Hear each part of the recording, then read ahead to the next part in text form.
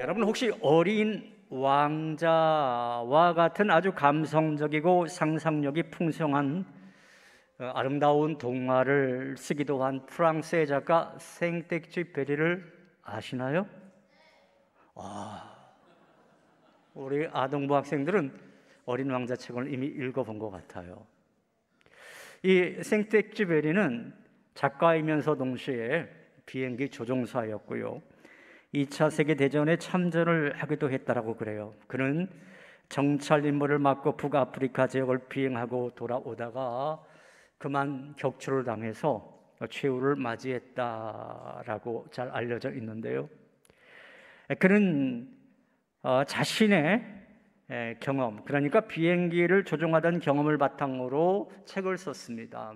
어린 왕자의 책도 썼지만 인간의 대지 또는 야간 비행이라고 하는 책, 삶을 깊이 통찰할 수 있는 소설을 발표해서 많은 사람들에게 감동을 주기도 했던 사람이지요. 그의 소설 속에 나오는 비행기들은요, 요즘에 나오는 제트기와 달라요. 요즘 우리 아동부 학생들 비행기 보셨죠? 타보셨죠? 예, 타봤다라고도 하고 아니요라고도 해요. 예, 목사님은 옛날 공군에 있었어요. 예, 공군에서 공군 장교 목사님으로 있었는데, 그래서 비행기에 대해서는 좀 잘 알아요.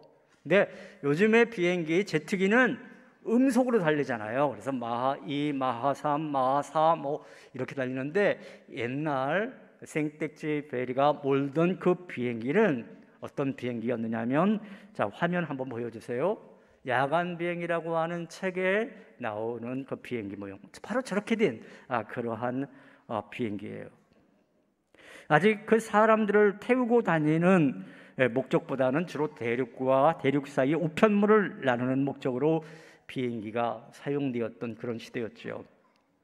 그의 소설 중에 한 아주 인상적인 대목이 있어요. 유럽에서 남미로 가는 우편물을 싣고 비행을 하던 한 비행기가 그만 남미의 산맥, 안데스 산맥이라고 하는 곳에 불시착하고 맙니다. 비행기가 고장난 거죠. 이 조종사는 다행히 목숨을 건지기는 했지만, 여러분, 안데스 산맥이라고 하는 곳에서 살아나올 가능성이 있을까요? 없을까요? 그죠? 거의 없어 보이잖아요. 그죠? 부상도 좀 당했을 것이고, 그래서 내가 고국으로 돌아갈 거라고 하는 기대는 거의 없었어요. 여기서 인생의 최후를 맞이할 수밖에 없겠다 생각을 했는데, 단념하고 있었는데 떠올랐던 그 얼굴들이 누구였을까요, 여러분? 가족들이었어요. 떠올랐던 얼굴이 가족이었어요. 가족들이 내가 실종하게 된 그 사실을 알게 되면 얼마나 불안할까, 얼마나 절망하고 있을까, 이렇게 생각해 보니까 오히려 조난당한 것이 내가 아니라 가족들이 조난당한 것이겠구나, 그런 생각이 들었던 거예요.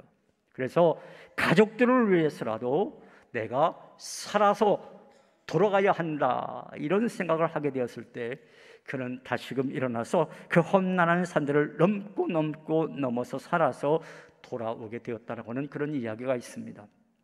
아마도 이 생텍쥐페리는 그 소설을 통해서 우리들에게 가족이란 얼마나 소중한 존재, 중요한 존재인가, 평소에는 아무것도 아닌 것처럼 여겨지지만 가족들이 서로를 향해서 가진 이 가족의 힘이란 얼마나 놀랍고 신비한 것인가를 우리들에게 이야기해 주고 있다라고 하는 것입니다.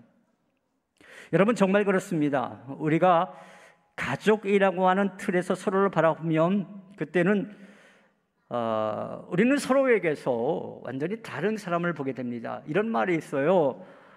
여자는 약하지만 누구는 강하다고요?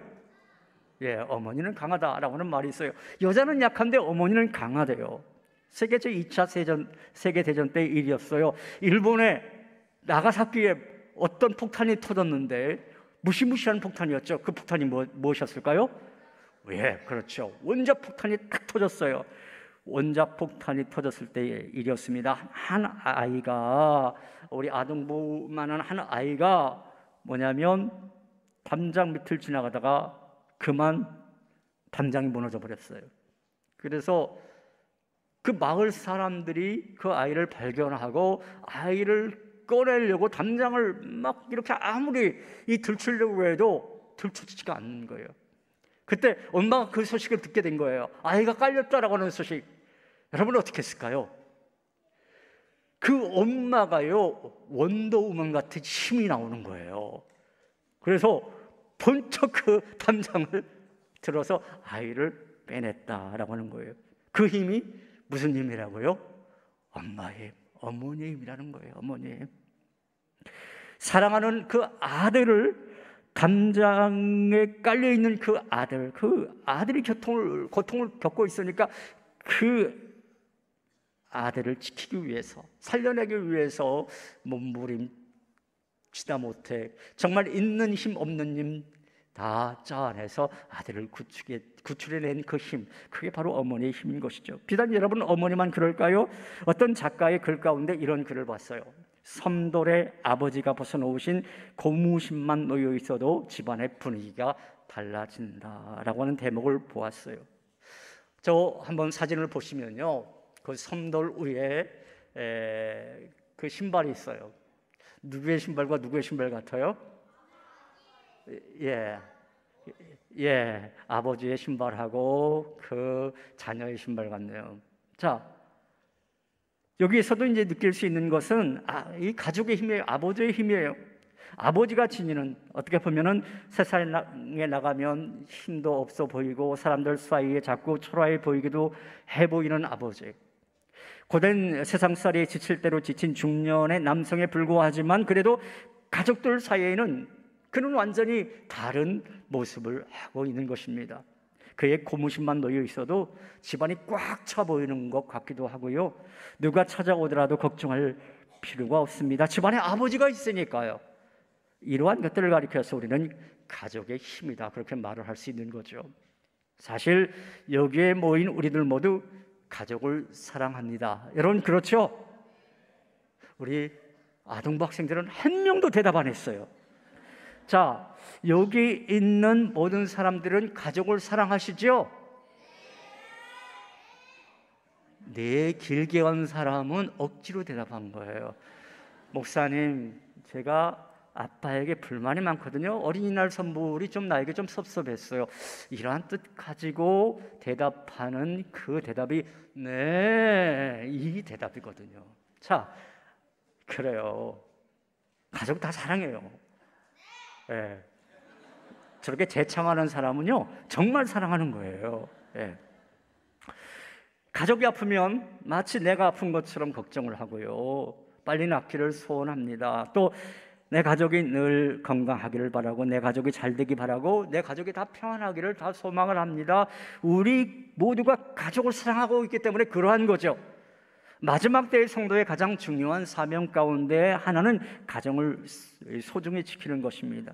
가정에 헌신하는 것, 교회에 헌신하는 것만큼 중요한 거죠. 사랑하는 여러분, 바라기는 오늘 이 자리에 함께 모이신 여러분 모두는 언제나 가족들이 함께함으로 말미암아 어떠한 어려움과 고난도 헤쳐나갈 수 있는 가족의 힘을 발휘하시기를 주님의 이름으로 축복합니다. 오늘 보면 8절에 있는 말씀 보면요, 사도 바울의 아주 간절한 가르침이 나와 있습니다. 이 말씀 같이 다시 우리 읽어보도록 합니다. 누구든지 자기 친족, 특히 자기 가족을 돌보지 아니하면 믿음을 배반한 자요 불신자보다 더 악한 자니라. 이 성경 구절은 간단합니다. 누구든지라고 하는 것은 아무나 다를 의미하는 것 아니겠습니까? 그런데 헬라어로 된 성경 원문에 있는 말씀 보면 이렇게 되어 있더라고요. 남자는 누구든지, 이렇게 되어 있어요. 자, 남자는 누구든지 하면 여기 지금 찔리는 사람이 누구일까요? 이 성경 구절을 읽을 때 남자죠. 그렇죠? 남자예요. 특히 남자 꼬맹이일까요? 아빠일까요?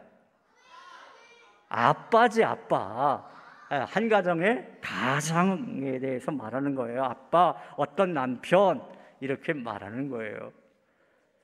자, 그런데 여기 누구든지 자기 친족, 특히 자기 가족을 돌아보지 아니하면 해서 이 돌본다라고 하는 말은 또 성경 본문에서 찾아보니까 목양을 한다라고는 의미가 있더라고요. 즉 목자를 의미하는 거예요. 목자. 이런 목자 하면 성경 시편 몇 편이 생각납니까? 23편이 생각나죠. 여호와는 나의 뭐라고요? 나의 목자시니. 그 다음 뭐죠? 내가 부족함이 없으리로다. 그래서 그 목자가 어떻게 한다고 그래요? 푸른 초장으로 나를 인도하시고, 그 다음에 잔잔한 물가로 인도하시고, 주의 막대기와 지팡이 나를 보호한다. 사망의 음침한 골짜기로 달릴지라도 나는 두려워하지 않는다. 그러니까 한 가정의 가장의 역할이 어떤 역할이냐? 그 가정의 목자의 역할이라고 하는 거예요. 목자의 역할. 그리고 그 가족들은 양떼와 같다라고 하는 거예요. 저는 오늘 이 자리에 모신 가장 여러분들은 정말 가정을 잘 목양하시기를 간절히 바랍니다. 양떼를 사랑하는 그 마음으로 가족 한 사람 한 사람들을 다 사랑하시기를 주님의 이름으로 축원합니다. 그리고 여기 본문에 있는 말씀 보니까 믿음을 배반한 자요 이렇게 말하고 있네요. 믿음을 배반했다라고 하는 것은 그저 믿음을 배반한 정도가 아니라 자기의 믿음을 배반한 자요, 그런 의미가 있어요. 뭐냐면 자기 스스로 나는 믿음 있는 사람이야, 나는 하나님 잘 믿는 사람이야, 너 그거 거짓말이다 라고 하는 거예요. 가족 사랑하지 않으면 그거 거짓말이다. 우리 아동부 학생들 서서히 몸이 뒤틀리기 시작하죠. 그런데 가족 사랑하지 않으면 믿음을 배반한 자래요. 우리 아이들에게도 마찬가지인 거예요. 여러분들이 아빠 엄마 사랑하지 않으면 무엇을 배반한 자라고요? 믿음을 배반한 자예요. 그리고 하나 더 아주 충격적인 말이 나오는데 불신자보다 더 어떡하다고요? 악한 자니라 이렇게 말하고 있어요. 자기 가족 제대로 돌아보지 않는 사람은, 소중히 여기지 않는 사람은, 아빠 엄마 소중히 여기지 않냐고, 자녀 소중히 여기지 않냐고, 남편과 아내 소중히 여기지 않는 사람, 부모를 소중히 여기지 않는 사람은요, 예수 믿지 않는 사람보다 더 악한 사람이라고 그렇게 말하고 있어요. 때문에 우리는 가족을 돌보는데 최선을 다해야 한다라는 것입니다. 가족을 잘 돌보는 것이 어떤 사명보다 더 소중한 사명이다라고 하는 거예요. 자, 그렇다면 가족을 위해서 우리는 뭘 해야 될 것인가? 제가 간단하게 두 가지로 요약해서 말씀을 드릴게요. 첫째, 서로의 필요를 채워주라라고 하는 것입니다. 한번 따라해 보겠습니다. 서로의 필요를 채워주라. 먼저 가족 구성원들이 서로를 돌아보면서 서로의 필요를 채워줄 수 있어야 하는 것입니다. 제가 이렇게 말하니까 우리 아동부 학생들은 이렇게 말할 것 같아요. 목사님 오늘 설교 참 잘하신다. 왜? 우리 오늘 이 설교 말씀을 우리 아빠와 엄마가 정말 이 설교 말씀 듣고 은혜 많이 받았으면 좋겠다. 왜? 내 필요를 채워줘야 되니까. 여러분의 필요 있어요? 필요 있죠? 여러분 무엇을 갖고 싶어요? 고민하기 시작하는 거 봐요. 집에 가서 무엇을 요구할까? 이 예배 끝나고 나서 내가 무엇이 필요하다고 얘기할까? 지금 고민하고 있잖아요. 그런데 여기서 필요를 채워준다라고 하는 것은 서로가 서로의 필요를 채워주는 거예요. 물론 우리 자녀들에게는 부모님이 여러분들의 필요를 채워줄 거예요. 여러분들 먹이시고 또 옷도 사주고 신발도 사주고 학용품도 사주고 때에 따라서는 장난감도 사주고 그러잖아요. 필요를 채워주는 거예요. 자, 그런데 우리 아동부 어린이들은 부모님에게 무엇을 채워드릴 수 있어요? 사랑. 말 잘했네. 사랑. 그래요. 여러분들이 가진 것으로 아빠 엄마에게 해줄 게 없어요. 그저 여러분들이 존재하는 것 자체, 그게 부모에겐 기쁨이에요. 아빠가 딱 집에 퇴근해서 딱 들었는데 그 자녀가 방긋 웃으면서 아빠 하고 달려나가면 아빠는요, 회사에서 아무리 힘들고 어려웠어도 그냥 그 피로가 싹 가시는 거예요. 그 노래 있잖아요. 아빠 힘내세요. 우리가 있잖아요. 엄마 힘내세요. 우리가 있어요. 예, 하나님만 나에게 적극적으로 호응하고 나머지는 전혀 호응은 안 해요 지금. 예. 그래요. 아빠 힘내세요. 우리가 있잖아요. 예, 아빠가 돈 버는 이유가 여러분 때문인 거예요. 그게 서로의 필요를 채워주는 거예요. 부부지간에도 마찬가지입니다. 어느 날 한 사람이 직장에서 해고되었대요. 미안한 마음으로 이거 아내에게 말하자니 이게 얼마나 이게 마음에 걸립니까? 그런데요, 그 아내가 그런 말을 하는 거예요. 당신 평소에 문학적 재질이 있었잖아. 내가 모아놓은 돈이 있는데 이 돈 가지고 한번 당신의 문학적 재질을 살려봐. 문학 공부를 시작해가지고요, 책을 낸 책이 어떤 책이냐면 주홍구 씨라고 하는 책이에요. 나다나엘 호손이라고 하는 저 책, 주홍구 씨라고 하는 책을 써서 얼마나 많이 팔렸게요.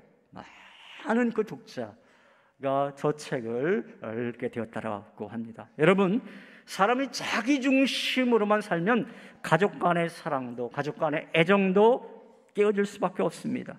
가정 안에서 우리가 살필 것은 나는 나 때문에 가족을 사랑하는가, 아니면 가족을 위해 가족을 사랑하는가, 스스로 성찰해 볼 필요가 있는 것입니다.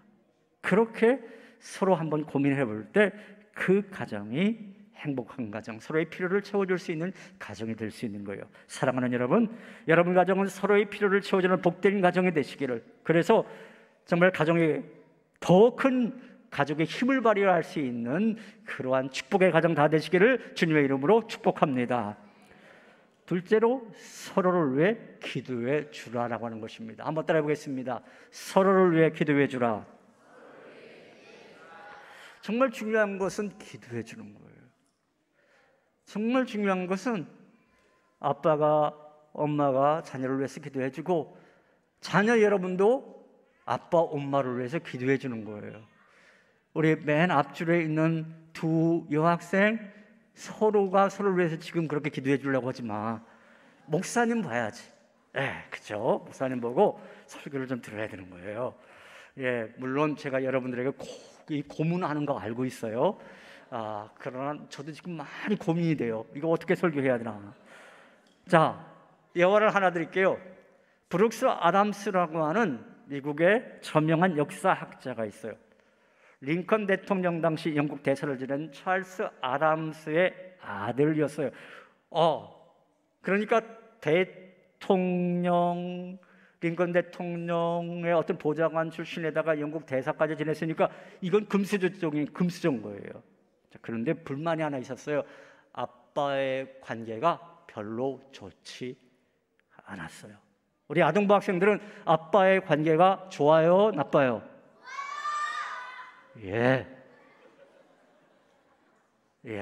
좋아요? 좋다고 말했어요. 저렇게 크게 외치는 아이의 아빠는 바로 옆자리에 있어요, 이쪽에. 자, 아무튼 그런데 그 브룩스는 불만이 많았어요, 불만이. 그런데 어느 주말에 이 아빠와 같이 낚시를 가는데 거기가 한 마리도 낚이지 않는 거예요. 거기다 비가 얼마나 많이 오는지 허탕을 쳤어요. 2시간 동안 이 낚시를 하는데 한 마리도 못 잡고 막 비가 계속 쏟아져서 차 속에서 그냥 엄마가 싸준 샌드위치만 먹고 또 집에 이 억지로 아주 조심스럽게 왔어요. 그날 아버지 찰스 아담스가 일기를 썼는데 이렇게 썼습니다. 오늘 아들과의 낚시는 참으로 지루했고 시간만 낭비했다. 그런데 그 다음 날에 청소를 위해서 아들 방에 들어간 엄마는 책상 위에 펼쳐져 있는 아들의 일기장을 보게 되었어요. 그리고 거기에 이렇게 적혀 있는 것을 보았어요. 나는 우리 아버지가 나를 사랑한다라고 하는 것을 알게 되었다. 오늘 아버지와의 낚시 여행은 참으로 값지고 행복한 시간이었다. 아버지 사랑해요. 아버지에게는 가장 지루하고 짜증스러운 날이었지만 아들 브룩스 아담스에게는 생애 행로를 바꾼 참으로 값지고 행복한 날이었다라고 하는 거예요. 여러분, 내가 낭비한 것 같은 날이 자녀에게는 얼마나 소중한 날, 즐거운 날이 될지도 모릅니다. 또한 내가 낭비한 것 같은 시간이 자녀의 삶을 바꾸고 그의 인격 성장에 큰 역할을 할 수도 있는 겁니다. 가족과 함께하는 시간 되도록 많이 내는 것이 필요하다라고 하는 것이죠. 특별히 더 나아가서 가족을 위해서 기도해 줄 수 있어야 합니다. 아빠가 자녀를 위해서 기도해 줄 수 있어야 합니다. 그 기도가 가족을 지켜주면 보이지 않는 힘이 되는 거예요. 그리고 그 자녀에게 엄청난 축복이 될 수 있는 것입니다. 또 자녀도 부모를 위해서 기도할 수 있어야 합니다. 그 가족 안에 성령님이 충만해야 합니다. 그리할 때 그 가정이 정말 하나님의 다스리는 귀한 가정이 될 수 있는 것이죠. 그리고 어쩌면 우리 자녀들이 부모에게서 가장 듣기 원하는 말이 이 말일지도 모르겠습니다. 내가 널 위해 오늘도 기도하고 있어. 자, 우리 부모 되신 분들 이 소리 한번 크게 외쳐보겠습니다. 자, 같이 자막을 보면서 외쳐볼까요? 내가 널 위해 오늘도 기도하고 있어. 이제 말씀을 맺겠습니다. 여러분, 나의 가족은 영원한 은혜의 동반자입니다. 이 세상에서만 30년, 40년, 50년 살다가 끝나는 가족이 아니라 이 땅의 인생이 끝나고 하나님 나라에 가서도 영원한 나의 가족인 것입니다. 그러므로 이 땅에서부터 나의 가족을 잘 돌보고 귀하게 여겨야 하는 것입니다. 사랑하는 여러분, 저는 오늘 가족주일에 그리고 성령 강림 주일에 여러분의 가정이 서로의 필요를 채워주는 가정, 서로 기도해주는 가정이 되어서 여러분 가정에 성령으로 늘 충만하고 정말 하나님의 기뻐하시는 가정, 또 어느 가정보다도 삶으로도 영적으로도 힘이 있는, 능력 있는 그런 가정 모두가 다 되시기를 주님의 이름으로 축원합니다. 이 시간 제가 기도하기 전에 우리 결단의 찬양하죠. 우리 찬양팀 앞으로 나오시죠. 우리 아까 예배 전에 불렀던 찬양, 가정의 복이라고 하는 찬양, 이 찬양 우리 같이 한번 또 찬양하도록 하겠습니다.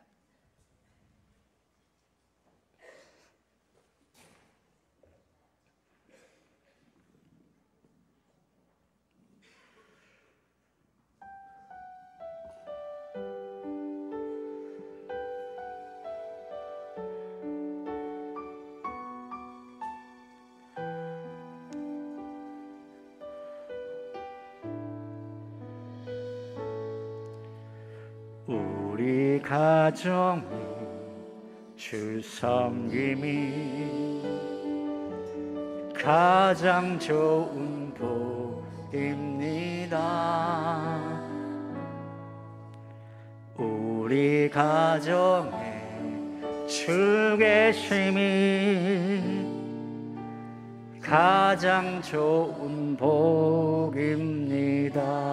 우리 가정이 건강하고 우리 가정이 건강하고 예배할 수 있는 것이 세상 그 어떤 보물보다 가장 좋은 복. 주가 지키시고 주가 지키시고 항상 인도하니 우리 가정에는 두려움없네. 살아가는 동안 항상 찬송하며 함께. 우리 다시 찬양할 때는 자리에서 일어나서 찬양합니다. 다시 자리에서 일어나서 우리 가정이 주 섬김이 가장 좋은 복입니다. 가장 좋은 복입니다. 우리 가정의 주 계심이 우리 가정의 주 계심이 가장 좋은. 옆에 가족이 있다면 그 가족을 바라보면서 우리 가정이 건강하고 우리 가정이 건강하고 예배할 수 있는 것이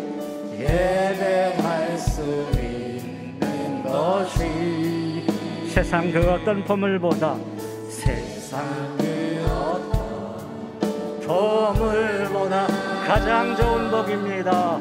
가장 좋은 복입니다. 아멘. 주가 지키시고 주가 지키시고 항상 인도하니 우리 가정에는 두려움없네.